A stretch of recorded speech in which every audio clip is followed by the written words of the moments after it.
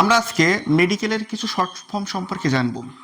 কারণ প্রেসক্রিপশনে ডাক্তার অনেক সংক্ষিপ্ত ভাষায় লেখে কোন ওষুধ কখন খেতে হবে, সেটা কিন্তু ডাক্তাররা লিখে দেয়। কিন্তু সাধারণত রোগীরা অনেক সময় কি করে, ভুল করে বাড়ি এসে ভুল ভুল টাইমে ওষুধ খেয়ে ফেলে, ফলে ওষুধের ঠিকঠাক কাজ হয় না। এই জন্য আজকে আমরা মেডিকেলের কিছু শর্ট ফর্ম জানবো এবং এই শর্ট ফর্মগুলো থেকে দেখব কোন ওষুধ কোন টাইমে খেতে হয়। আমি ফার্মাসিস্ট রোহান খান। কোনো ওষুধের গায়ে যদি ওডি লেখা থাকে, ওডি মানে সে ওষুধটা দিনে একবার খেতে হয়। কোনো ওষুধের গায়ে যদি বিডি লেখা থাকে, সেই ওষুধটা দিনে দুবার খেতে হয়। কোনো ওষুধের গায়ে যদি টিডিএস লেখা থাকে, তাহলে সেই ওষুধটা দিনে 3বার খেতে হয়।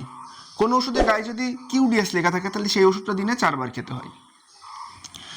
এসওএস মানে কোনো ওষুধ প্রয়োজনে খেতে হবে। ধরো আপনার জ্বরের জন্য ওষুধ কিনেছেন প্যারাসিটামল, তো জ্বর আসে, তাহলে প্যারাসিটামলটা খাবেন, তাহলে এসওএস লিখে দিলে মানে যখনই জ্বর বা ব্যথা হবে তখনই খেতে হবে, মানে প্রয়োজনে খেতে হবে। এটা এইচএস মানে কি, রাতে ঘুমানোর আগে খেতে হবে।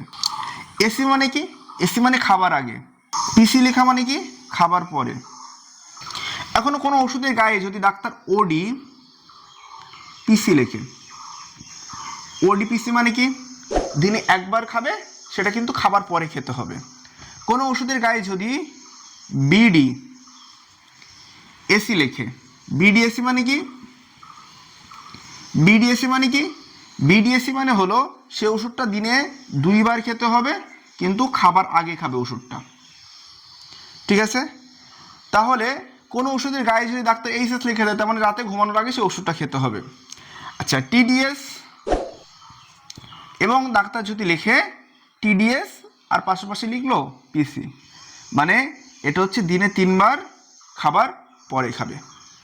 আজকে আমরা যে মেডিকেল শর্ট ফর্মগুলো সম্পর্কে জানলাম, এটা জানলে আমাদের অনেকটাই উপকার হবে।